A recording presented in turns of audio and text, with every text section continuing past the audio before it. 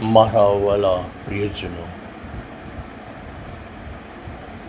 મારા વાલા પ્રિયજનો, જે જીવા સંસારમાં આવ્યો છે તે સંસારના ઉપભોગ પોતાના કર્મ અનુસાર કર્યા પછી આ સંસારને છોડી જાય છે ત્યારે તે આત્મારૂપી જીવ થોડો સમય માટે, થોડા પલ માટે તમારી આસપાસ જ હોય છે. તેનું શરીરને તમે સંસ્કાર કરો છો તમારા ધર્મ પ્રમાણે, પણ તેનો આત્મા તમારી આસપાસ જ હોય છે એવું ગુરુ પુરાણમાં સ્પષ્ટ કહ્યું છે. એ જીવ તમારી પાસે સી અભિલાષા અપેક્ષાઓ રાખતો હશે. કોઈ દિવસ સમજવાની કોશિશ કરી છે? તમે તેને મિસ કરો છો, એવી જ રીતે એ પણ તમને એટલો જ મિસ કરે છે. એને પણ અહીંથી જવાનું ગમતું નથી, પણ તમે તેને ભૂલવા માટે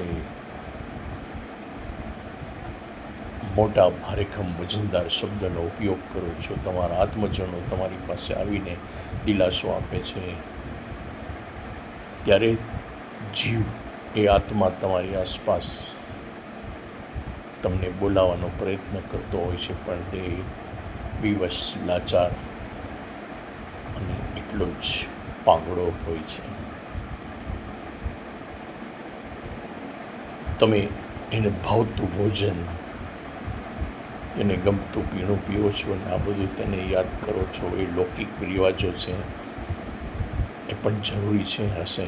તમને દિલાસો મળતો હોય તો એ પણ કરવા જોઈએ, પણ આત્માને ન તો કંઈ ભાવતા ભોજન જોઈએ છે, ન તો તેને કંઈ વિશેષ પીવાનું મન થાય છે.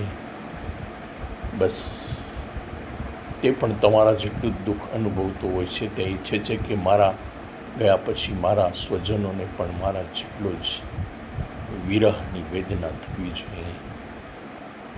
તમે થોડીક વાર રડો છો, થોડીક વાર હસો છો, થોડીક વાર પછી પાછા ભૂલી જાઓ છો ને રાતે પાછા ગમ ભૂલાવવા માટે વાજિંત્રો લઈને વાજા વગાડો છો. એને એમાં શાંતિ મળતી નથી. પણ મૌન ધારણ કરીને, આત્માને યાદ કરીને જો તમે તેને આંતરનાદથી તેને પોકારશો તો એને વધુ શાંતિ અને શીતળતા મળશે અને એનું પરલોક ગમન તેના કર્માનુસાર સરળ બનશે. આવું ગરુડ પુરાણમાં લખ્યું છે.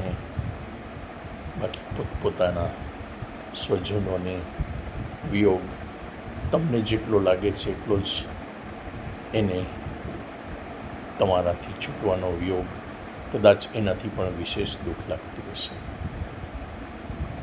તો તેને ફક્ત 4 દિવસ, 8 દિવસ, 12 દિવસ કે 40 દિવસ યાદ કરીને એને ભાવતા ભોજન જમાડીને તમે એમ ઈચ્છો છો કે એને પુણ્ય મળશે, તો એ પણ સાવ ખોટું છે.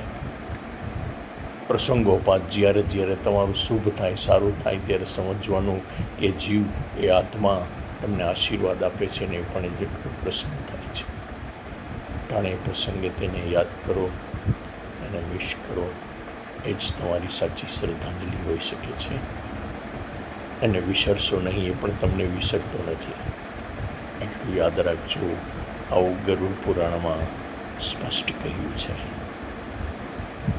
જય શ્રી કૃષ્ણ, જય શ્રી કૃષ્ણ, જય શ્રી કૃષ્ણ.